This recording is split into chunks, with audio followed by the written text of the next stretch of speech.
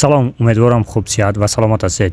имрӯз мо мехоҳем як аз китобҳои Ҷул Остинро ки чунин ном дорад, чӣ қадаре ки мо миннатдор бошем, ҳамон қадар зиёдтар мегирем. яъне китоб ба китобхон онлайн марбут надорад ва мо китобро бо забони форсӣ ёфтем, дастрас кардем ва хостем барои шумо гузорем.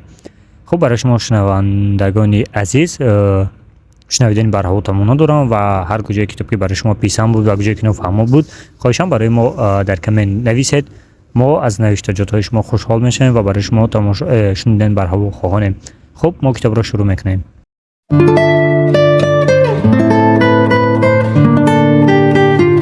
وقتی سخن از برکت به میون میاد، بیشتر ما چیزهای خوبی که در زندگی در اختیار داریم و به یاد میاریم. مثلا به یاد برکت برخورداری از ترفیع شغلی از پست جدیدی که مقام ارشدمون در محیط کار به ما اعطا کرده میافتیم. به یاد تولد فرزندانمون میافتیم که به ما برکت پدر یا مادر شدن بخشیدن. یا شاید بیماری داشتیم و بر اون غلبه کردیم و مجدداً از نعمت سلامتی برخوردار شدیم. برکت‌ها و خاطرات خوش دست در دست هم دارن. به واقع وقتی اوضاع بر وفق مراده، شادمانی کردن و شکرگزار بودن راحته. اما هنگامی که اوقات واقعا دشواری رو پشت سر میذاریم چی؟ در خصوص این زمانها توی زندگی چه چیزی میشه گفت؟ موقعی که شرکت محل کارمون به تعدیل نیرو دست زده و ما رو از کار بیکار کردن، با کسی رابطه عاطفی داشتیم و اون ما رو ترک کرده و حالا باید دوباره از نو شروع کنیم. چه برکت‌هایی در این اوقات در جریانن که ما متوجه اونها نیستیم. یه بار با یه خانم جوونی ملاقات کردم که بچه اولشو 5 ماه حامله بود. اون اونقدر از بابت فرزنددار شدنش هیجان زده بود که از خیلی پیشتر از تاریخ تولد اتاق فرزندشو تزیین کرده بود، اما در جریان بارداری اتفاقی افتاد و فرزندش سقط شد.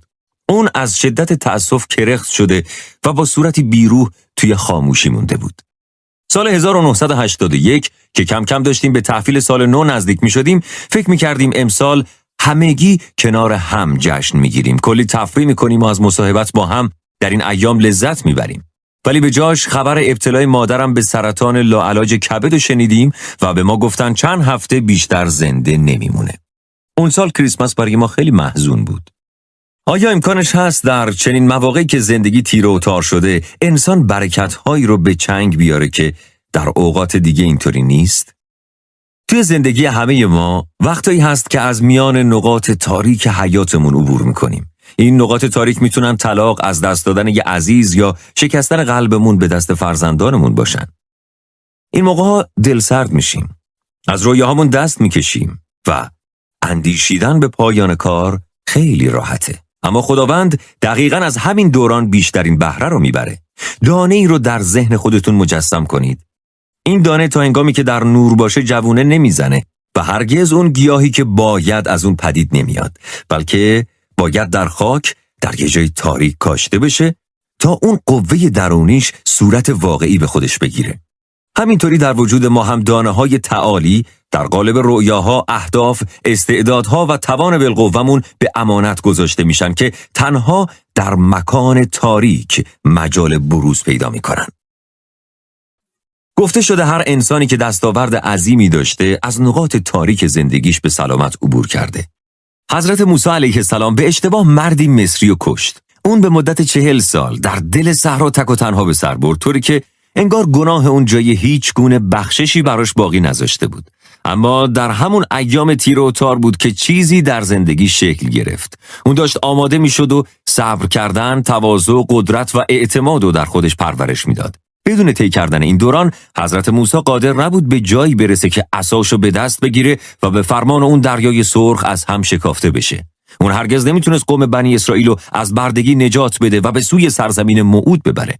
پس اون تاریکی ها پیش نیاز ورودش به سرنوشت غنیش بودن و این پیش نیاز برای تک تک ما هم مطرحه.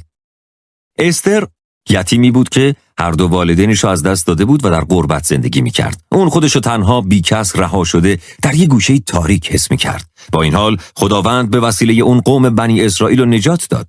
برادرای یوسف بهش خیانت کردن. اون به اشتباه به جرمی متهم شد و توی زندانی افتاد که یه جایگاه تاریک بود، اما در نهایت به مقام فرمانروایی یه ملت رسید. الیاس از جایگاه پیروزمندانه‌ای بزرگ به چنان حضیضی سقوط کرد که افسرده شد و آرزوی مرگ کرد. با این حال یکی از قهرمانای عرصه ایمان و اعتقاد به شمار میاد. گفته شده حضرت داوود با زنی شوهردار مراوده داشت و بعدها شوهر اونو در نبردی از پا در آورد، اما بعد از گذراندن یه دوران طاقت فرسا از امتحانی که توی زندگیش رخ داده بود، قلبشو به سوی خدا متمایل کرد و حالا به عنوان مردی که در پی خوشنودی خداست شناخته میشه. شاید این نکته رو الان درک نکنید، اما در واقع همین نقاط سردرگم زندگی که توی اونها برای شما رشد اتفاق میفته. اینجاست که شخصیت واقعیتون شکل میگیره. اینجاست که اعتماد به خدا و استقامت رو یاد میگیریم و ماهیچه‌های معنوی ما ورزیده میشن. توی دشواری‌ها بیشتر دعا میکنیم، به خداوند نزدیکتر میشیم. یه زمانی رو توی سکوت میگذرونیم و الهامات الهی دریافت میکنیم. توی همین مکانهای تاریکه که اولویت‌های خودمون رو توی زندگی یه بار دیگه سبک سنگین میکنیم. سرعتمون رو آهسته میکنیم و زمانی رو به خانواده‌مون اختصاص میدیم و به پاس اون چه خداوند به ما بخشیده اونو سپاس میگیم. پزشکا به یکی از دوستام اخبار ناراحت کننده‌ای دادن مبنی بر اینکه به دلیل ابتلاش به نوعی عفونت بیناییشو از دست میده. قرار شد اونو عمل کنن و بنا به گفته پزشکا دیگه نمیتونست ببینه. اما پزشکا در حین عمل جراحی مشکل اونو حل کردن. مثل معجزه بود، ولی بینایی اون بعد از عمل به هیچ عنوان نقصان پیدا نکرد. حالا هر روز صبح وقتی از خواب بیدار میشه 15 دقیقه رو اختصاص میده به خیره شدن به درخت‌ها، گل‌ها و کودکانش. اون موقع شاید نمیدونست، اما دقیقاً توی همون روزهای تاریک بود که برکت به اون اعطا شد و چیزی در درون اون رخ میداد. اون رشد، اعتماد به نفس بالاتر، مداومت و استقامت رو یاد گرفت. وقتی از مصائب و مشکلات زندگیمون عبور کنیم، دیگه به خاطر ناراحتی‌های کوچیک گله نمی‌کنیم. به این خاطر که جای پارک پیدا نکردیم ناراحت نمیشیم یا وقتی توی ترافیک گیر میافتیم اعصابمون خورد نمیشه. اگه فلان همکارمون حرف بی‌ادبانه‌ای به ما بزنه به خودمون نمیگیریم. در واقع اونقدر مشکلات بزرگتر از سر گذروندیم که دیگه اجازه نمیدیم این چیزهای کوچیک خلقمون رو تنگ کنن. اراده شما آهنین شده. یه روز یکی از اطرافیانم به من گفت: فلانی، شنیدم فلان آدم در مورد تو حرفای بدی میزنه. من خیلی از این بابت متاسف شدم. این آدم قصد و نیتش خیر بود، اما وقتی حرفاشو شنیدم توی دلم گفتم نیازی نیست برای من احساس تأسف کنی. من پدرمو از دست دادم و به خاک سپردم. من شاهد ابتلای مادرم به سرطان و شفا یافتنش بودم. مدیریت رو یاد گرفتم، اونم وقتی همه عقیده داشتن از عهده این کار بر نمیام. وقتی هیچ کدوم از شرایط بر وفق مرادم نبود، قلباً باور داشتم که مرکز لیکوود رو راه اندازی میکنم و همینطورم شد. اگه از این همه مشکل سربلند بیرون اومدم، قطعاً برام اهمیتی نداره که کسی از من خوشش بیاد یا نیاد. این موضوع اونقدر بی اهمیته که باید از کنارش خیلی راحت عبور کرد. وقتی از دل چند تا مشکل و مصیبت عبور کنید، مثل فولاد آب دیده میشید. خود من از همین زوایای تاریک بود که شخصیت امروزمو به دست آوردم.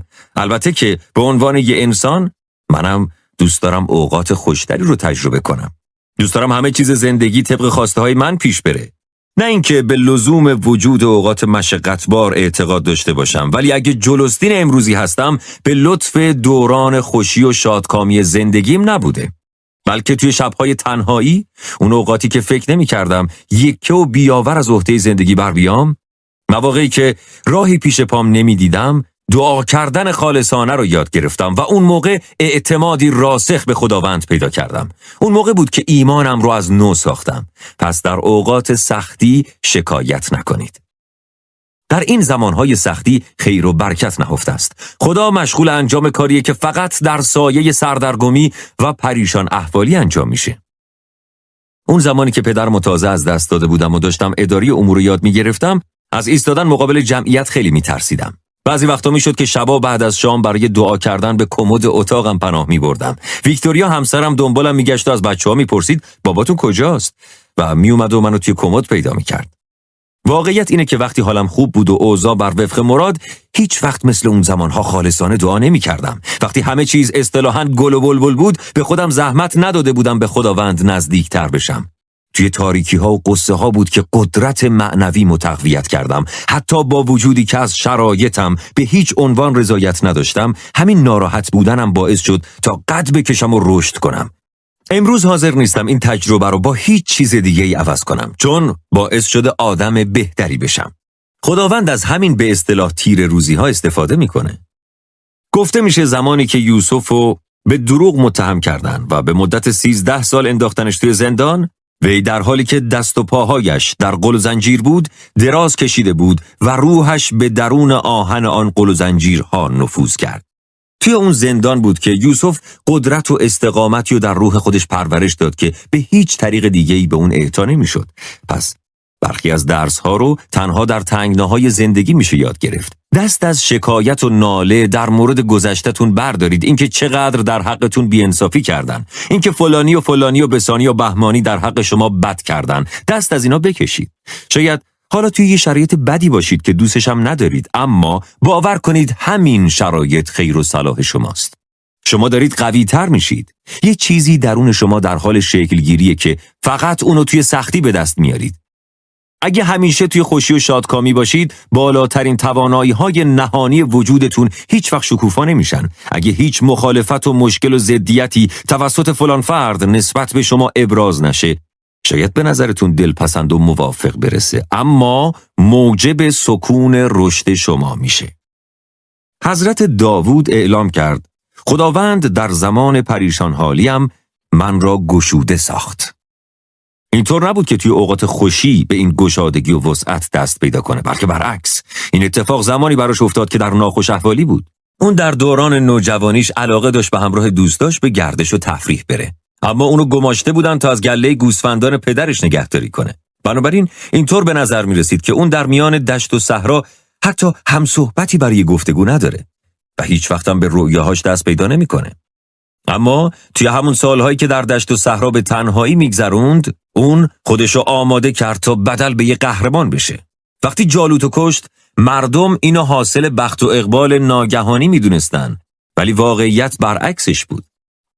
اون به خاطر این موفق شده بود که با یه دیدگاه راسخ از اوقات ناکامیش عبور کرده بود. اون هنگامی که داوود راهشو پیدا نمی‌کرد، تنها بود و فکر می‌کرد خداوند وجودشو فراموش کرده، همچنان به انجام کار درست مداومت می‌ورزید. اون پی به یه اصل بنیادین برده بود. دیدگاهش این شده بود که خداوندا، من در فشار و ناراحتیم. شاید حالا علت این وضعیت رو نفهمم، اما اعتقاد دارم هر چی که هست به خیر و صلاحمه.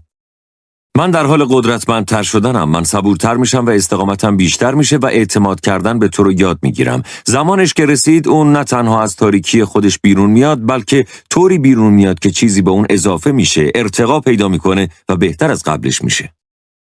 پس تصادفی نیست که حضرت داوود میگه خداوند چوپان من است، من خواستار چیزی نیستم، اوست که مرا وادار میکند روی مرغزارهای سبز دراز بکشم، اوست که من را در کنار آبهای ساکن هدایت میکند و هرچند از میان دره سایه‌های مرگ عبور میکنم، اما از هیچ شری ترسی به دل راه نخواهم داد. در اصل حضرت داوود میگه همون خداوندی که من رو به سوی مرغزارهای سبز راهنمایی میکنه، همون خداست که من رو به سوی آبهای ساکن هم هدایت میکنه و همین خدا منو از بین دره سایه‌های مرگ هم عبور میده. برای همه ما اعتماد کردن به خداوند وقتی که روی چمنهای سبز دراز کشیدیم آسونه. وقتی کنار آبهای ساکن هم هستیم این کار آسونه. اما خداوند از ما میخواد موقع حضور در دره تاریکی به اون اعتماد کنیم. خداوند شما رو ترک نکرده. شاید احساس تنهایی، طرد شدگی و بدرفتاری با خودتون بکنید. شاید فکر کنید زندگی با شما منصفانه رفتار نکرده، ولی خداوند هنوز هم در حال هدایتتونه. اون زاویه تاریک زندگی بخشی از نقشه‌ایه که برای بدل ساختن شما به بهترین خودتون در نظر گرفته شده. شاید براتون آسون نباشه، شاید شما درکش نکنید، اما ایمان به معنای اعتماد به خداونده. وقتی که زندگی بر وفق مراد به پیش نمیره، جرأت کنید و ایمان داشته باشید که خداوند حتی در تاریک خونه ها هم به شما برکت و سعادت عرضه میکنه. ایمان داشته باشید که اون چه به شما آسیب زده به نفعتون میشه. حضرت داوود در ادامه گفت: بعد از آن که از میان تاریکی دره عبور کردید، خداوند پیشانی شما را با روغن مقدس علامت خواهد زد. وی برای شما در حضور دشمنانتان میزی را آماده می کند و جام شما را لبریز خواهد کرد. توجه داشته باشید که طبق این گفته برای لذت بردن از خوانی که در مقابلتون گسترده میشه، اول باید از دره مرگ عبور کنید. به این معنا که باید از تنهایی، بیماری یا خیانتی که در حقتون شده عبور کنید تا پیشونیتون رو با روغن مقدس نشونه دار کنن. تا یه شروع جدید داشته باشین. باید از دشت‌ها و صحراها عبور کنید. باید به هنگام ناجور بودن شرایط شما کار درست رو انجام بدید. باید در شغلی که با شما خوب رفتار نمی‌کنن حضور داشته باشید. از بین سختی‌ها، نداری‌ها، بدهی رد بشید تا به اون جایی برسید که خداوند جامتون رو لبریز می‌کنه. خیلی از اوقات انسان‌ها خواستار جام‌های لبریز شدن، اما نمیخوان زحمت رد شدن از دره رو به خودشون بدن. دعای ما اینه که خداوندا به من لطف بیشتری داشته باش، قدرت بیشتری بده، فلان چیز خوب را در زندگیم چند برابر کن. خداوند میگه خیلی خوب، اما ابتدا باید مشتاق باشی تا دست در دست من از دره رد شوی. توی تاریک خونه هاست که عیار واقعی خودمون رو به خداوند عرضه میکنیم. اینجاست که معلوم میشه آیا خداوند میتونه لطف، قدرت یا منابع بیشتری رو در اختیار شما قرار بده. باید به هنگام حضور در چراغ ماجرا رو از این دیدگاه نگاه کنیم. یعنی گذرگاه‌های تاریک زندگیمون رو فرصت‌هایی ببینیم برای رشد کردن. اینطوری نیست که تصادفاً توی همچین جایگاهی قرار گرفته باشید. اگه خداوند نمیخواست از این دشواری‌ها برای خیر و صلاح شما استفاده کنه، پس اجازه رخ دادنش هم نمیداد. شاید امروز متوجه دلیل رخ دادن اون حادثه ناگوار نباشید. شاید به نظرتون هیچ معنایی نداشته باشه، اما خداوند میدونه چی کار میکنه. امتحان الهی رو بگذرونید. سال 1999 که پدرم به رحمت خدا رفت، با بزرگترین چالش زندگیم روبرو شدم. توی یه تنگنای سخت قرار گرفته بودم. انسان وقتی یه نفر رو از دست میده دل سرد میشه و فکر میکنه خداوند در صدد ناامیدسازیش بوده و دیگه قرار نیست روزهای خوبی توی زندگیش پیش بیان. اما فهمیدم هر وقت توی زندگیم چیزی رو از دست میدم یه چیز دیگه جایگزینش میشه. انگار به پایان رسیده باشیم، اما خداوند یه شروع جدید رو در نظر داره.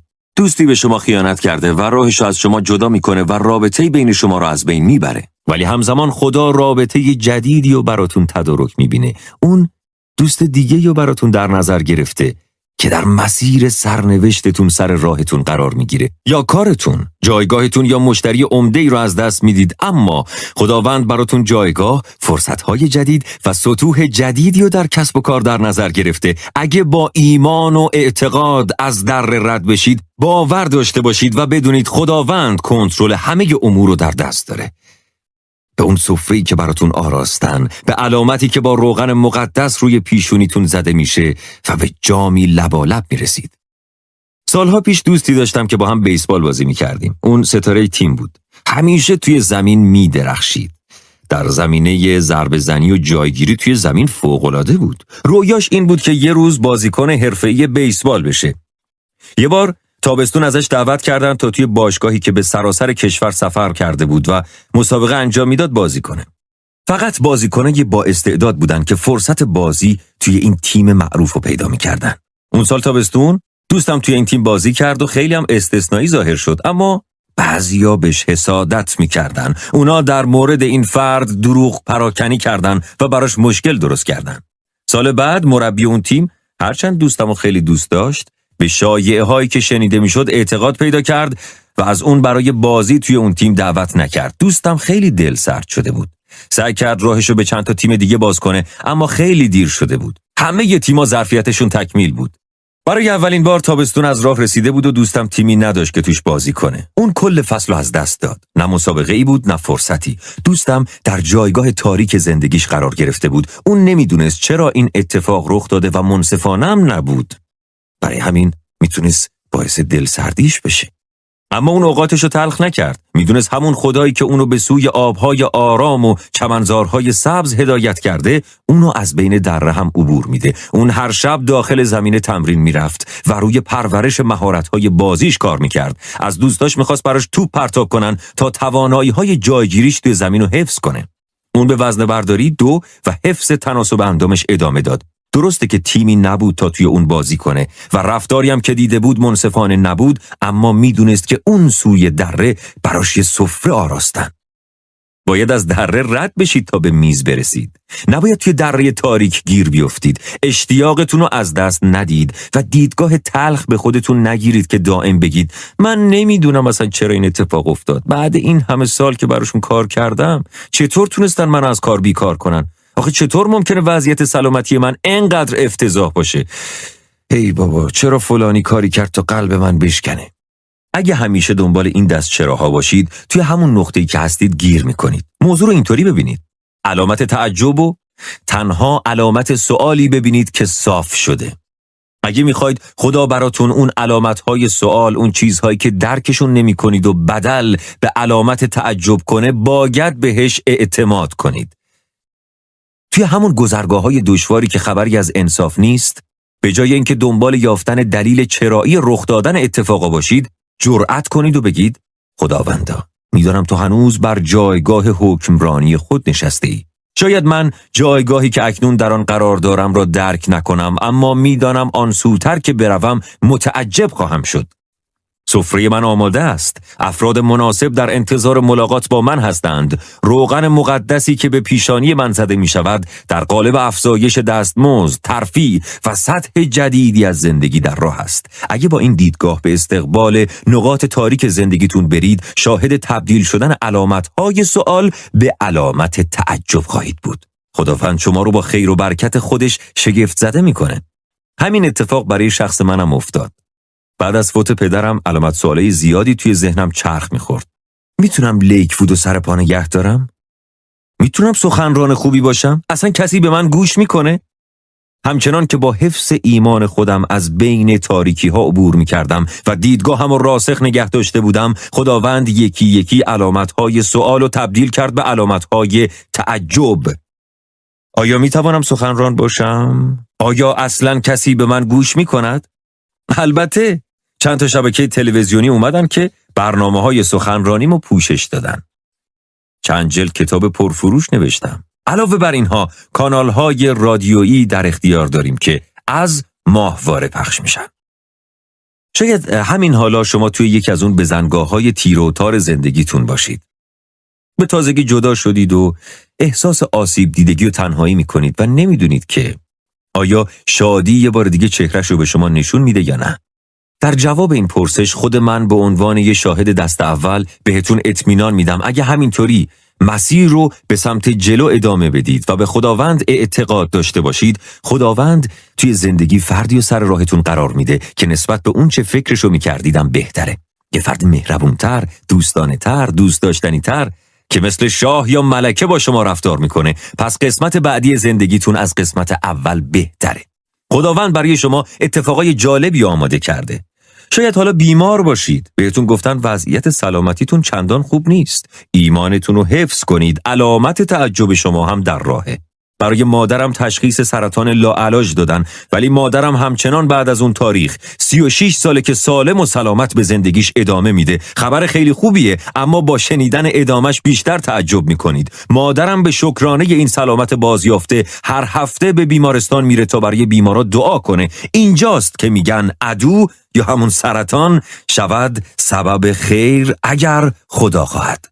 شاید مشکل شما و اون حیطه تاریک زندگی به مسائل مالی مربوطه.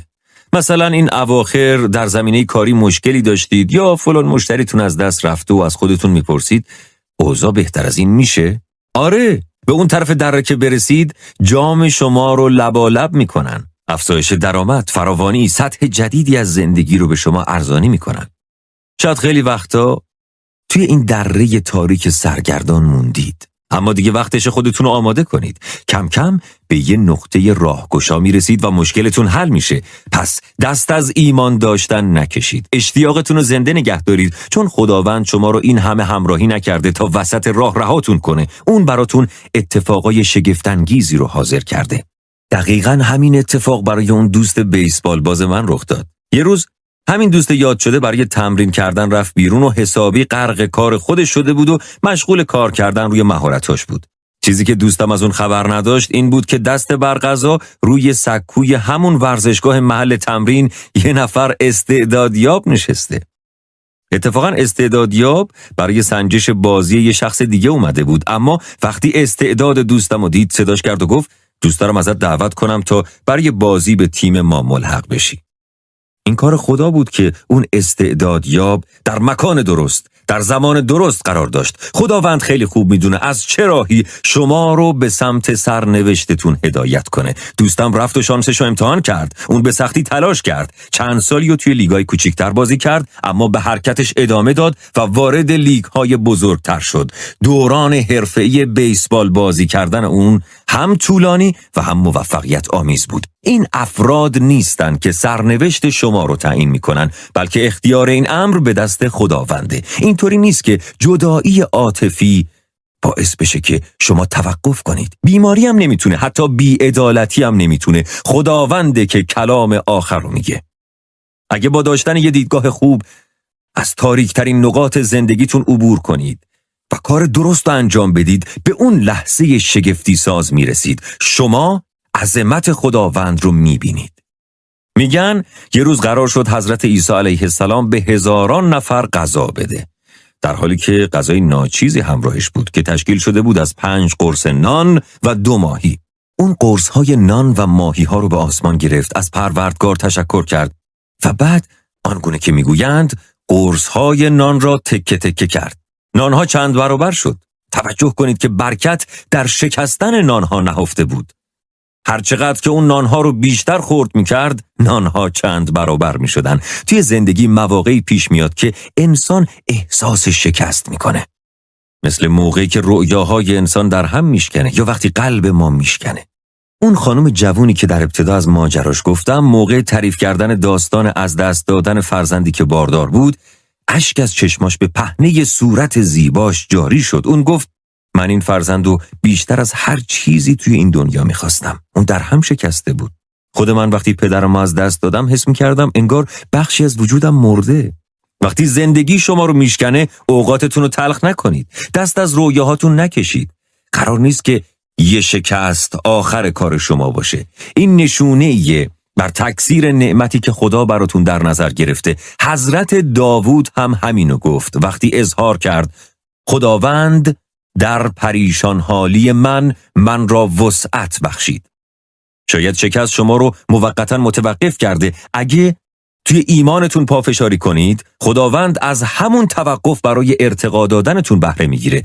از دست دادن، ناامیدی، دلشکستگی حاصل از عدم وفای به عهد دیگران، همه اینا وجود دارن، اما حقیقت اینه که این وقایع دست به دست هم دادن تا شما رو برای بالا رفتن منزلتتون آماده کنن.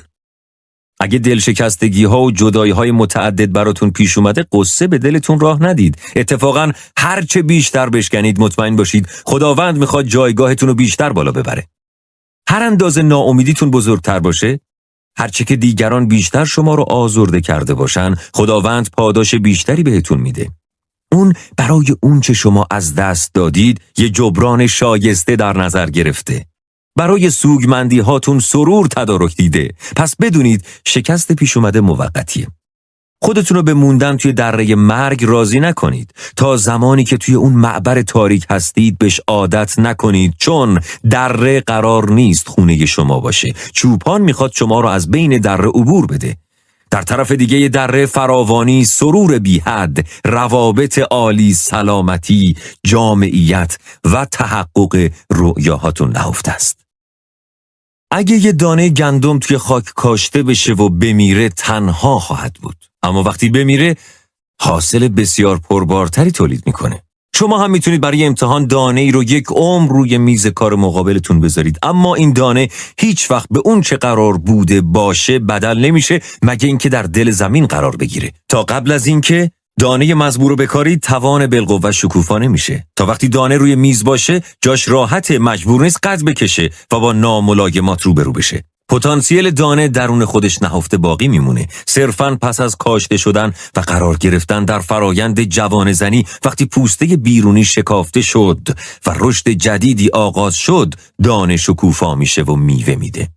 مشکلی که خیلی از افراد با اون دست به گریبانن اینه که هرچند خواستار میوه‌ان، اما نمیخوان از فرایند رشد رد بشن. نمیخوان به خودشون سختی بدن، نمیخوان مجبور به قد کشیدن یا مواجه شدن با ناملایمات، ضدیت یا بدعهدی ها بشن.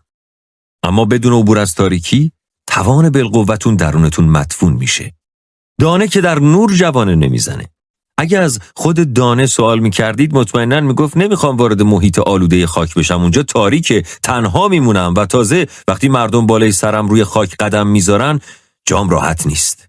دانه احساس زنده به گور شدن میکنه، انگار پایان کارشه، اما اون چه تشخیص نمیده اینه که کسی دفنش نکرده بلکه اونو کاشتن، زندگی که خداوند قادر به اون بخشیده در دلشه. هرچند مکان راحتی نیست اما بخش بسیار مهمی در فرایند رشد دانه است. به مرور زمان که دانه جوانه بزنه و رشد کنه، به جای اون که صرفاً بذر کوچکی مدفون باشه، بدل به یک گل زیبا میشه، شکوفه میده و میوه‌های پرثمری میده. حالا اگه همون سوال قبلی و این بار از گل میپرسیدید بهتون میگفت من از اون جای تاریکی که توش بودم خوشم نمیومد، اما حالا میفهمم که هر چه دارم از بودن در همون جاست. ببینید که در نهایت امر از من چی پدید اومده، ببینید به چی تبدیل شدم.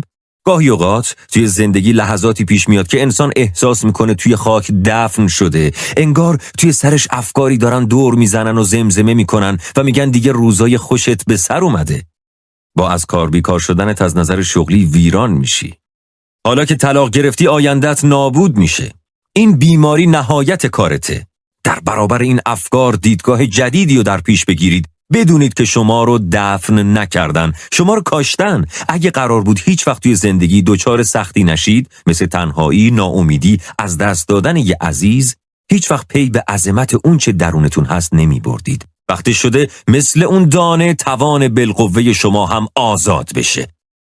نه تنها از تاریکی بیرون میایید، بلکه بهتر، قویتر، کاملا شکوفا و با حاصلهای افزونتر میشید. هر وقت احساس کردید چیزی توی زندگیتون در حال مرگ و از دست رفتنه، تاریکی احاطتون کرده، فشار خاک رو احساس میکنید و راهی به بیرون نمیبینید، اینها نشونه‌ایه که چیز جدیدی میخواد پا به عرصه زندگیتون بذاره. یه رشد جدید، یه استعداد جدید و فرصتهای جدید. همه اینها شما رو پیدا میکنن.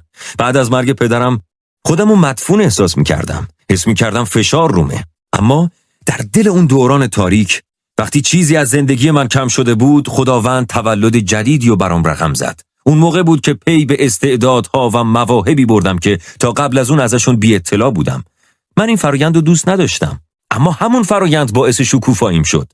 هیچ کدوم از ما از کاشته شدن در دل خاک خوشمون نمیاد. اونجا راحت نیست، تنهاییم، اما توی همون سختی ها باید به خودمون یادآوری کنیم که رشد جدیدی در راهه. درسته که انگار چیزی در درون ما میمیره، اما یه چیز دیگه زنده میشه. شما دفن نشدید، شما رو کاشتن. وقتی سر از خاک بیرون میارید، میوه های زیادی بر شاخه هاتون میبینید.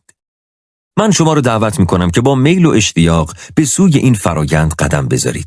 خیلی اوقاتشون رو تلخ میکنن، اشتیاقشون رو از دست میدن و در پی یافتن پاسخ پرسش بی جواب چرا این اتفاق برام افتاد، من فکر میکردم خدا پشتیبانمه، خودشون رو گرفتار میکنن. جسارت کنید، به خدا اعتماد داشته باشید. اون میدونه چه کاری رو انجام میده. خداوند مشکلات رو نازل نمیکنه، بلکه از مشکلات بهره میبره. پس با سختی ها و مصائب به جنگ نرید. شاید دور و برتون تا چشم کار میکنه خاک باشه و راحت نباشید، اما خاک نمیخواد باعث توقف شما بشه. علت وجود خاک اینه که شما به تعالی درون خودتون مجال بروز بدید.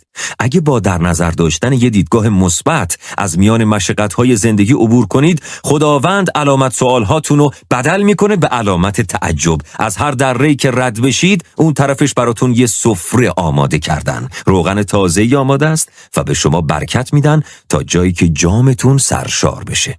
پس یادتون باشه که مدفونتون نکردن، شما رو کاشتن. یه مدت طول میکشه تا جوانه بزنید و بدل بشید به خود راستینتون.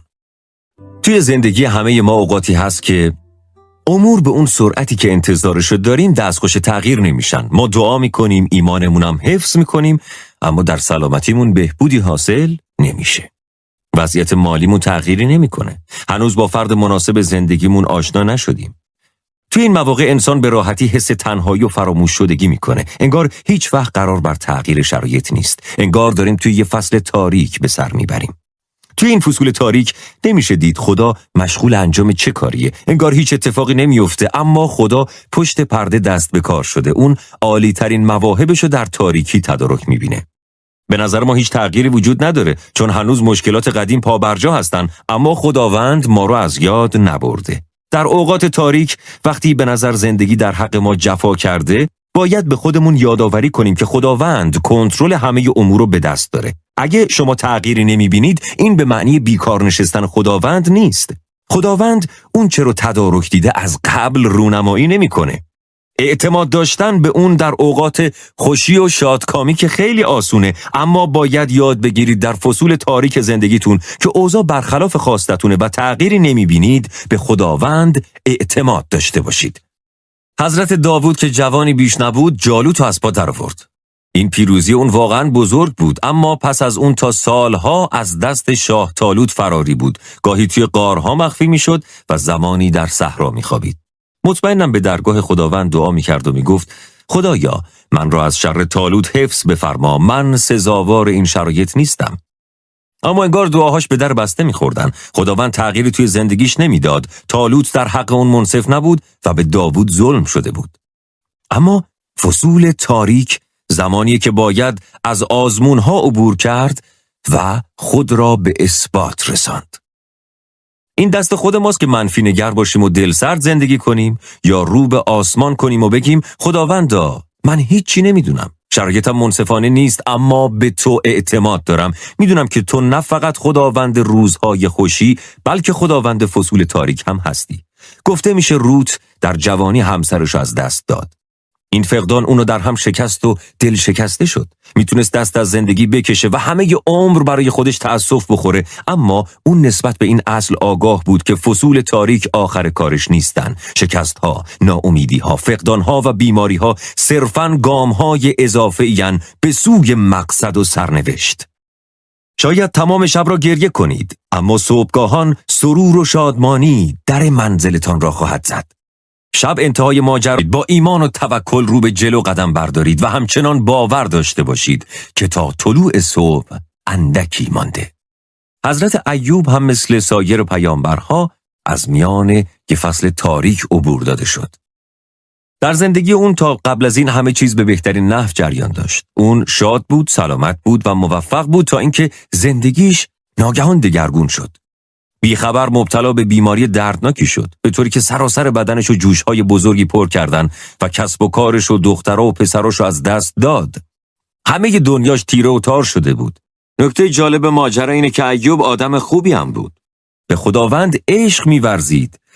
یه فرد متعالی و با صداقت بود. اون اگه آدم شیادی بود، انتخاب‌های اشتباهی داشت و خداوند رو ستایش نمی‌کرد، هر چی که به سرش می اومد معنا داشت. اما به قول معروف، خداوند باران را بر منصف و غیر منصف یکسان میبارد. صرفاً به دلیل اینکه شخصی انسان خوبیه به معنی عدم مواجهش با فصول تاریک توی زندگی نیست. اگه همین حالا توی سختی به سر میبرید، به این معنا نیست که کار بدی کردید و خداوند رو از خودتون ناخشنود کردید و دیگه لطف اون شامل حالتون نمیشه، بلکه به این معنیه که خداوند از باران خودش بر شما میباره. اگه باران نباشه رشد نمیکنید. خداوند هم اگه قرار بود شرایط مزبور منتهی به بازداشتن شما از مسیر سرنوشتتون بشه، اونو براتون محقق نمی‌کرد. در حالی که شما در کف دستان خداوندید. اون با دقت مراقبتونه. شاید خودتون رو در دل آتش احساس کنید، اما خداونده که شدت و گرمی آتش رو کنترل میکنه. اون چیزی اضافه بر طاقتتون بر شما تحمیل نمیکنه. پس از تکرار این جملات دست بردارید که من هیچ وقت از این شرایط خلاص نمیشم. من هیچ وقت دوباره سلامت نمیشم. هیچ وقت به رویاهام دست پیدا نمیکنم. نه، اینطوری نیست. شما صرفاً توی یه فصل تاریک از حیاتتون هستین که خداوند براش راه حلی داره و نقطه راهگشا جلوتر پیش پاتونه. در این میان ایوب اون کاریو کرد که خیلی از ما توی سختی‌ها میکنیم. اون تمرکزش رو روی مشکل گذاشت. اون چه که ناخوشایند بود و چندین برابر کرد و تحت شعاعش قرار گرفت.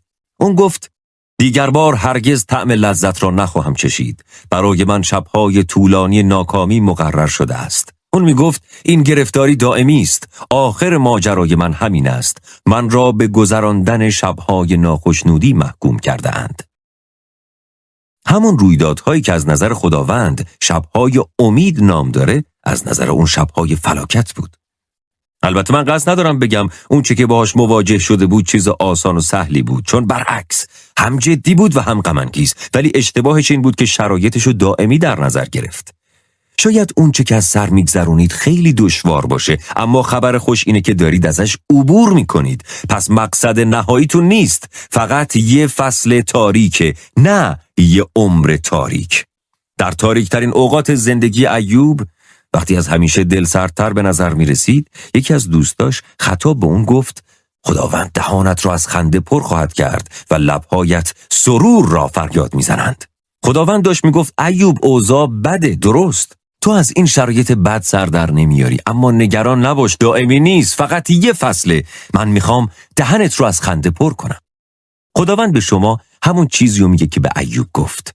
شاید زندگی برای شما منصفانه پیش نرفته، اما قرار نیست دل سرد باشید. مشکلاتتون شما رو سردرگم کردن یا بیماری یه بار سنگین روی دوشتون گذاشته، اما شادی تو راهه، سلامتی تو راهه، نقاط راهگشا در راهن، ترفیع شغلی در راهه. خداوند میخواد دهنتون رو پر از خنده کنه.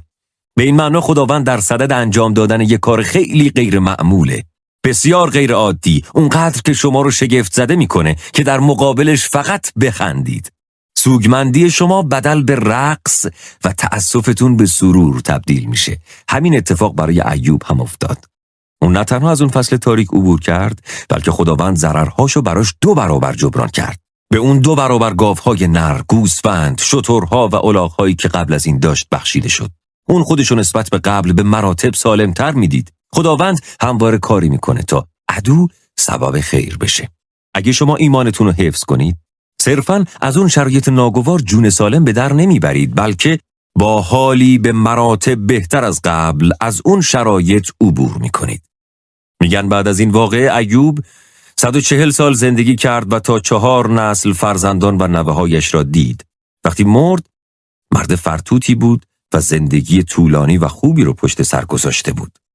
وقتی نام ایوب به گوشمون میخوره، معمولاً به یاد درد و رنجی که بهش تحمیل شده میافتیم، اما حقیقت اینه که همه این دردها فقط یه فصل از زندگی اون بودن. شاید انسان زمانی در تاریکی قرار بگیره، اما شما هم مثل ایوب از دل این تیر روزی بیرون میایید و یه زندگی طولانی و سعادتمند رو تجربه میکنید. میگن بعد از این ایوب به مدت 140 سال زندگی کرد. منظور از بعد از این چیه؟ بعد از این یعنی همون فصل تاریکی، یعنی بعد از فقدان، ناامیدی، طلاق، بیماری، همچنان شما روزهای عالی رو در پیش خواهید داشت. پدر خود من فصل تاریکی رو توی زندگی پشت سر گذاشت. اون توی سن خیلی کم ازدواج کرده بود. متاسفانه زندگی زناشویی پدرم دوام نیاورد و بعد از طلاق خیلی در هم شکست. از مقامش استعفا داد. اونایی که اونجا حضور داشتن به پدرم میگفتن اون دیگه هرگز وعظ و سخنرانی ارائه نمیکنه. میگفتن کارش تموم شده. اما خبر خوب اینه که این مردم نیستن که سرنوشت شما رو تعیین میکنن، بلکه خداونده. 2 سال بعد پدرم برگشت به شغلش و بعد با مادرم ازدواج کرد. اونها صاحب 5 تا فرزند شدن و تقریباً 50 سال در کنار هم موندن. اونا لیک فود راه اندازی کردن و پدرم به مدت 40 سال اونجا سخنرانی میکرد و افراد زیادی و با صحبتهاش تحت تأثیر قرار میداد. همه این اتفاقای خوب بعد از طلاقش رخ داد. بعد از اون ناامیدی. پدرم فکر میکرد اون واقعه همه زندگیشو تلخ میکنه، اما معلوم شد فصلی از زندگیش هنوز پیش روش مونده و اون فقط یه فصل تاریک بوده که گذشته. اون زندگی طولانی، سعادتمند و پر از ایمان داشت.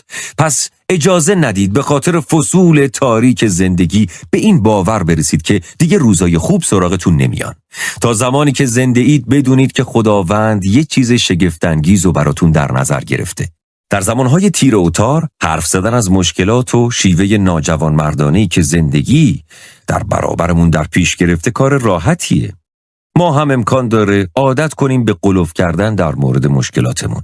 اما تنها فایده این کار دلسردسازی بیشتر و شکستمون و از بین برداشتن شادی و سروره. به جای شکایت کردن یکی از بهترین چیزایی که میشه گفت اینه که همه چیز خوب است. با تکرار این جمله به واقع میگید خداوند هنوز هم یگانه فرمانرواست و قرار نیست باقی عمرم را با تلخکامی، ناراحتی و احساس گناه سر کنم. شاید توی یه فصل تاریک قرار گرفته باشیم، اما میدونیم که این هم میگذره. همه چیز خوبه. حالا شاید یه نفر پیدا بشه و این وسط بگه خب با توجه به حرفای خودت فکر کردم گزارش وضع سلامتیت زیادم امیدبخش نبوده. در جواب این شخص میشه گفت آره همینطوره، اما همه چیز خوبه. خداوند سلامتیمو به من برمیگردونه. ممکنه یه نفر بگه فرزند تو هنوزم گمراهه. شما پاسخ بدید بله، ولی نگرانش نیستم، همه چی خوبه، من و خانواده‌ام در خدمت خداوندیم. احتمالاً براتون سواله که چطور میشه گفت همه چیز خوبه، اونم وقتی یکی از عزیزانمون رو از دست دادیم، توی یه رابطه عاطفی شکست خوردیم و هنوز آدم مناسبی رو پیدا نکردیم. به خاطر این میخوام اینطوری جواب بدید که شما میدونید فصل تاریک موقتیه، میدونید شادی تو راهه. اون چه که به عنوان ضرر براتون رخ داده، خداوند اونو تبدیل به نفع میکنه. میدونید که بعد از این دوران یه زندگی طولانی، سعادتمند و پر از ایمان در انتظارتونه. پس خودتونو بیچاره فرض نکنید. همه ما فصول تاریکی توی زندگیمون داریم، اوقاتی که معناشو نمیدونیم. موقع سخن گفتن در این دوران مثبت حرف بزنید. اگه قصد دارید چیزی رو بزرگ کنید، دقت کنید که اون چیز مشکلتون نباشه، بلکه خدا رو بزرگ کنید. در مورد بزرگی و لطف اون حرف بزنید. درسته که چالش‌های بزرگی سر راهتون هست، اما به یاد داشته باشید که خدای شما هم بزرگه. شاید درمان بیماری که از اون رنج میبرید در حال حاضر غیر ممکن باشه، اما خدا میتونه غیر ممکن رو ممکن کنه. شاید فلان مانع به نظرتون دائمی میاد، اما صرفاً به مدد یه لطف از جانب پروردگار شما به مرحله بعدی زندگیتون پرتاب میشید. دست از نگرانی بردارید. خداوند میگه همه چیز خوب است. از نظر مسائل مالی همه چیز خوبه، از نظر سلامتی همه چی خوبه، از نظر خانوادگی همه چی خوبه. شاید الان شب باشه، اما صبحی هم تو راهه. خداوند به شما نشون میده پشت پرده مشغول آماده سازی چه چیزی بوده. هر روز که ایمانتون رو حفظ کنید، هر روزی که علیرغم تاریکی دیدگاه مثبتی رو اتخاذ کنید، دارید آزمون در نظر گرفته شده رو به خوبی پشت سر میذارید. فصل شب به پایان میرسه. وقتی تاریکی بر درستکاری چیره می شود، نور با انفجار وارد خواهد شد. پس کاملا ناگهانی اون موقعی که انتظارش رو ندارید اتفاق میفته. قرار نیست که شما اومدنش رو ببینید. یه روز از خواب بیدار میشید و مثل هر روز همه جا رو تاریک میبینید هیچی تغییر نکرده، اما به ناگهان اون گشایشی که نیازمندش بودید به دست میاد. ناگهان سلامتیتون دگرگون میشه. ناگهان سر و کله اون فرد مناسب پیدا میشه. نور با انفجار وارد میشه. شاید همونطوری که در ماجرای حضرت موسی علیه السلام توی فصل اول گفتیم، شما هم اشتباهی کرده باشید که باعث قرار گرفتنتون توی یه شب تاریک شده باشه. پس در رسیدن چیزی به شما تأخیر پیش اومده و مجبور شدید مسیرتون رو به سمت بیابان منحرف کنید. اون جایی که توی تصور خودتون باید می بودید نیستید. حالا فکر میکنید که باید همینجا مستقر بشید و هیچ وقت به اون چه خداوند در قلبتون به ودیعه گذاشته جامعه عمل نمی پوشونید. شما نمی بینید، اما درست در همین هنگام خداوند شما رو برای بازگشتتون آماده میکنه. خداوند اون چرا که شروع کرده به اتمام میرسونه. همه اون پیچ‌های اشتباهی که رفتید، همه اشتباهات، همه گسست‌های نامیمونی که توی زندگیتون رخ داده رو مد نظر قرار میده. شاید شما اون شرایط و پایانتون بدونید، اما واقعیت اینه که فقط یه تأخیر موقته. حالا زمان امتحانه، زمان ثباته. وقتی شخصیت شما شکل میگیره، خداونده که در درون شما مشغول به کاره و اون گوشه‌های ناهموارتون رو داره صاف میکنه. اون شما رو برای اون جایی که براتون در نظر گرفته آماده میکنه. 40 سال بعد از اشتباهی که حضرت موسی کرد، خداوند برگشت و گفت بسیار خوب ای موسی، اکنون تو آماده ای تا به وسیله تو مردم را هدایت کنم. گفته میشه موسی متواضع ترین مرد در سراسر اون سرزمین بود. موسی در همون فصل تاریک بود که تغییر کرد. اون یاد گرفت برای خداوند صبر کنه، به صدای خدا گوش بده و با تواضع گام برداره. در آخر کار شخصیت اون به نسبت قبل ارتقا یافته بود. پس در زمانهای سختی انعطاف پذیر و گشاده رو بمونید و بگید خداوندا تو مرا بساز و شکل بده، به من نشان بده کجاها باید تغییر کنم. در واقع توی اوقات مشقتباری که رشد میکنید، حتی به لحاظ جسمی هم رشد ما شبا اتفاق میفته که تو خوابیم. همینطوری وقتی در فصل تاریک هستید، شاید از وضع خودتون خوشتون نیاد، اما همون وضع به نفعتونه. شما قدرتمندتر میشید. باید برای جایی که قراره به تصمیم خدا اونجا برید آماده باشید. اولش موسی نمیتونست خودشو با شرایط وفق بده. اون اشتباهی انجام داده بود و ناگزیر بود که فرار کنه، اما خداوند فراموشش نکرد. اون سرنوشتی رو که برای موسی علیه السلام در نظر گرفته بود لغو نکرد، بلکه از اون فصل تاریکی بهره گرفت تا موسی رو آماده کنه. وقتی طالوت در تعقیب داوود در میان صحرا بود، برای داوود چند بار این فرصت پیش اومد تا طالوت رو بکشه. به قول معروف میتونه زندگی اونو ازش بگیره و از شرش خلاص بشه، اما این کارو نکرد. اون میدونست خداوند به پیشانی طالوت روغن مقدس زده. بنابراین به مردانش گفت: من با آن کسی که خداوند پیشانیش را روغن زده است صدمه ای نمیزنم. بعد از گذراندن این آزمونها، بعد از اینکه داوود به خداوند جوهره خودش رو نشون داد و معلوم شد اون یه مرد صاحب شخصیت و صداقت، خداوند خودش موضوع طالوت رو به طریقی حل کرد و داوود به مقام فرمانروایی رسید. لازمه در هنگام به سر بردن توی فصل تاریک از آزمونها عبور کنید. اون جاهایی که تغییر لازمه تغییر کنید و با اون حوزه‌هایی از زندگیتون که خداوند در پرتو نور میاره مواجه بشید. باید به خدا ثابت کنید در هنگام سختی کار درست رو انجام میدید و دیگرانی رو که به شما آسیب زدن میبخشید. اون موقع از اونجا که شخصیت شما پرورش پیدا کرده، همونطور که در حق موسی و داوود انجام شد، خداوند شما رو هم از فصل تاریکتون بیرون میاره و به اونجایی که لازمه برید میرسونه. تنها توی تاریکیه که میشه رشد کرد. بدون فصلهای تاریک به اون قابلیت کاملی که خداوند براتون در نظر گرفته نمیرسید. کرم پروانه اگه به حال خودش باشه مشکلی نداره. هرچند همه چیز توی زندگیش عالیه، اما صدایی در درونش میگه قرار نیست همه عمرتو بخزی. در تو چیزی بیش از این هست. اون هیجان زده میشه و با خودش فکر میکنه آره درسته. یه نگاهی تو آینه میکنه و میگه من پیش خودم چه فکری کردم؟ من که هیچ وقت پرواز نمیکنم. من صرفاً یه کرم تجلیل شدم. پرواز کردن برای من غیر ممکنه.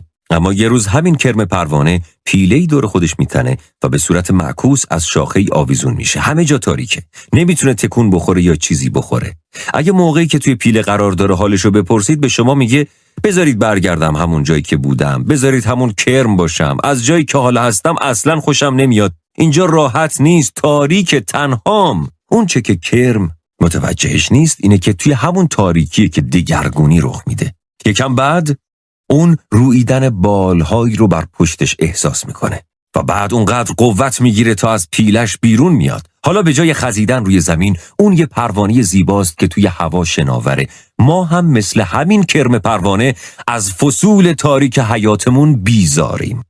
ما به سر بردن توی ناراحتی و دوست نداریم. از نظر ما هیچ اتفاقی رخ نمیده، اما توی همین مواقعی که خداوند ما رو به خواب میبره. اون نمیخواد با فرو آوردن مصیبت ما رو بدبخت کنه، اما در تاریکی که دگرگونی رخ میده. شما در حال رشدید، میخواد شما رو بهتر کنه. شاید خودتون دوست نداشته باشید، اما باید به خودتون یادآوری کنید که دارید بال در میارید. قراره به یه سطح جدیدی ارتقا پیدا کنید. دیگه نیازی نیست بخزید، دیگه نیازی نیست متوسط باشید. شما رو برای چیزهای با ارزش آماده کردن. ممکنه در یه فصل تاریک قرار داشته باشید، اما با اطمینان به شما میگم که یه روز پیلتون از هم باز میشه. من بالیو که بیرون میاد میبینم. حالا زمان دلسرد شدن نیست. به لبه پرواز رسیدید. قرار تبدیل به یه پروانه زیبا بشید. قرار به جاهایی برید که قبل از این هیچ وقت فکرش هم نمی‌کردید. حالا دیگه از پیله شکایت نکنید. نگید اینجا تاریک، ناراحتم، تنهام. دیدگاه مثبت رو در پیش بگیرید. هر چی که رخ میده بخشی از فراینده. خداوند شما رو از افتخاری به یه افتخار دیگه راهنمایی میکنه. میگن مردی به نام یعقوب زندگی درستی نداشت. اون صداقت به خرج نمیداد، به افراد خسارت میزد و حتی برادرشو فریب داد و ارث اونو بالا کشید. شاید فکر کنید خداوند با چنین فردی هیچ کاری نداره. اما خداوند ما رو کنار نمیذاره. اون به کار کردن روی ما ادامه میده و لطفشو همونطوری که به یعقوب نشون داد به شما هم نشون میده. در حالی که یعقوب در یه سفر طولانی از میان صحرا رد میشد، گرمش بود و خسته بود و گرسنه. هیچ چیزی طبق خواستش پیش نمی رفت. اون به جایی رسید تا شب اونجا سپری کنه و صخره‌ای رو پیدا کرد تا ازش به عنوان بالش استفاده کنه. اون توی یه جایگاه سخت قرار داشت، توی یه فصل تاریک و تنها. مطمئنم که پیش خودش اینطوری فکر می‌کرد که خداوند اونو فراموش کرده. اون شب در حالی به خواب رفت که ناراحت و دلسرد و پر از تأسف بود. توی خواب رؤیایی دید. خواب دید آسمون از هم باز شد و پلکانی عظیم که فرشته‌ها دور و برش بالا و پایین پرواز میکنن از دل آسمون پایین اومد. خداوند بالای پلکان ایستاده بود و گفت: ای یعقوب، زمینی که رویش دراز کشیده ای به تو و نوادگانت تعلق دارد. تو را هر جا که بروی محافظت خواهم کرد. من همواره با تو خواهم بود تا زمانی که هر آنچه وعده‌اش را داده بودم به تو بدهم. وقتی یعقوب بیدار شد، اونچه که دیده بود و باور نمی‌کرد، گفت: مطمئناً خداوند اینجا بود. نکته جالب اینه که یعقوب در کلیسا، معبد یا کنیسه نبود، اون توی یه بیابون بود. خداوند توی این ماجرا نشون داد که اون خداوند جاهای سخته، خداوند زمانهای تنهایی و خداوند فصلهای تاریکیه. شاید الان در یه جای سخت باشید. شاید در حوزه سلامتیتون مشکل دارید. شاید با افسردگی دست به گریبانید. یا از یه فرزند استثنایی نگهداری میکنید. احساس میکنید تنهایید، فراموش شده اید، دل سردید. خداوند دقیقاً همه جا با شماست. همونطوری که برای یعقوب انجام داد، من اعتقاد دارم آسمان برای شما هم شکافته میشه. خداوند میتونه اون چه رو موفق به انجام دادنش نشدید براتون محقق کنه. شاید در جایگاه سختی باشید، اما قرار نیست که همیشه توی همون جایگاه بمونید. سلامتیتون بهتر میشه، از دست اعتیادتون نجات پیدا میکنید. افراد درستی سر راهتون قرار میگیرن. شما هم مثل یعقوب میگید: خداوند اینجاست. خداوند مرا از سرطان شفا داد. خداوند من را از افسردگی نجات داد. خداوند به کسب و کار من برکت بخشید. خداوند دست بر نمیداره تا زمانی که هرچه که به شما وعده داده رو در اختیارتون بذاره. حتما اصطلاح شیفت شب رو شنیدید. این اصطلاح اشاره به افرادی داره که شبکارن. اما بیاید یه طور دیگه در نظر بگیریم و معناشو تغییر امور به هنگام شب بدونیم. گفته میشه خداوند هرگز نمیخوابد. اون صرفاً توی شیفت شب مشغول به کار نیست، بلکه شب هنگام امور رو تغییر میده. شاید توی یه فصل تاریک باشید و متوجه نباشید مشکلات پیش روی به چه صورت حل و فصل میشن. اما نگران نباشید، تغییری به هنگام شب در راهه. خداوند که شیفت شب مشغول به کاره، امور رو به نفع شما تغییر میده. در سلامتیتون، در امور مالیتون، در اعتیادی که به اون مبتلا هستین تغییر ایجاد میکنه. فکر میکنید تا سالها این مشکلات با شما همراه هستن. فکر میکنید دائمیه، اما خودتون رو برای تغییر به هنگام شب آماده کنید. همین اتفاق برای پول و سیلاس رخ داد. اونا مشغول پخش کردن یه خبر خوب توی یه شهر فیلیپینی بودن که با چوب و چماق مورد حمله قرار گرفتن و زندانیشون کردن. اونا رو انداختن توی سرداب زیرزمینی در حالی که پاهاشون به قل و زنجیر بود. اما نیمه های شب وقتی که داشتن خداوند رو ستایش می‌کردن، ناگهان یه زلزله بزرگ اتفاق افتاد. درهای زندان باز شد و زنجیرها از پاهاشون گشوده شد. اونا آزاد از زندان بیرون رفتن. چه اتفاقی رخ داده بود؟ خداوند زمین رو دگرگون کرد، درهای زندان رو باز کرد و زنجیرهاشون رو گسست. بشینید و نگران باشید، بگید: خداوندا، از تو به خاطر آنکه تغییر شبانه میدهی ممنونم. از تو ممنونم که همه امور دارد بر وفق مراد من پیش می رود. درست است که اکنون تاریک است، اما من به آنچه تو به من گفتی اعتقاد دارم. نور با انفجار وارد خواهد شد. حضرت آدم توی باغ عدن تک و تنها بود. زندگیش به خوبی میگذشت. اون حیوانایی که خداوند خلق کرده بود نامگذاری میکرد. از رودخانه شفاف، درختای زیبا و میوه‌های گواره در دسترسش لذت میبرد. اونجا نه مشکلی بود، نه بیماری بود، نه ضدیتی. از نظر آدم همه چیز در بهترین حالتش بود، اما خداوند نمیخواست آدم تنها باشه. خداوند کاری کرد تا آدم به یه خواب عمیق فرو بره. خداوند آدم رو توی یه فصل تاریک قرار داد و بعد یکی از دنده های اونو برداشت و از اون زنی رو خلق کرد. وقتی آدم از خواب سنگینش بیدار شد و هوا رو دید، احتمالاً پیش خودش گفت: وای خداوندا، چه محشری کردی. اما مطمئنم آدم نمیدونست که چرا خداوند اونو خوابوند. اون قبل از اینم شاد بود، زندگی براش بی عیب و نقص بود. اما برخی از امور فقط توی تاریکی توسعه پیدا میکنن و اگه خداوند به قول معروف ما رو به خواب نمی برد، از میان فصلی تاریک عبور نمیداد، هرگز غنای آنچه پیش رومون بود رو نمیدونستیم. شاید بیاندیشید خداوند شما رو به خواب فرو برده. جریان همه امور آهسته شده. شما توی یه شرایط پرچالش قرار گرفتید. حالا توی فصل تاریکید، اما شجاع باشید. وقتی بیدار بشید و ببینید خداوند مشغول انجام چه کاری بوده، اولین چیزی که میگید اینه که وای خداوند، من هیچ وقت نمیدونستم تو میخوای منو به این جا برسونی. هیچ وقت فکر نمیکردم بتونیم کامپکت سنتر رو راه اندازی کنیم. هیچ وقت خوابش هم نمیدیدم که دوباره انقدر احساس سلامتی کنم. پس بدونید خداوند برای آینده شما یه سری شگفتی ها رو در نظر گرفته. پس از جایگاه تاریک شکایت نکنید، چون شما رو به سوی چیزهای شگفت‌انگیزی هدایت میکنه که خداوند براتون ذخیره کرده. شاید اینو متوجه نباشید، اما در صورتی که قرار نبود به نفع شما تموم بشه، خداوند اجازه نمیداد به شما سخت بگذره. در همین حال خداوند پشت پرده مشغول به کاره. اون میبینه که با چه چیزهایی دست و پنجه نرم میکنید و میدونه که چه احساسی از این موضوع دارید. اون به شما میگه فصول تاریک دائمی نیستن. شاید توی یه پیله باشید که تاریک و ناراحته، ولی اون مشغول ساخت و شکل دادن شماست. بالهاتون در حال رشدن. هر لحظه به سوی پرواز کردن و رسیدن به یه سطح جدید نزدیک ترید. اعتقاد من بر اینه که شما به زودی شاهد تغییر شبانه از بیماری به سوی سلامتی، از فقدان به سوی فراوانی، از اعتیاد به سوی آزادی خواهید بود. نور به صورت انفجار وارد خواهد شد. خود را برای دریافت شگفتی ها آماده کنید.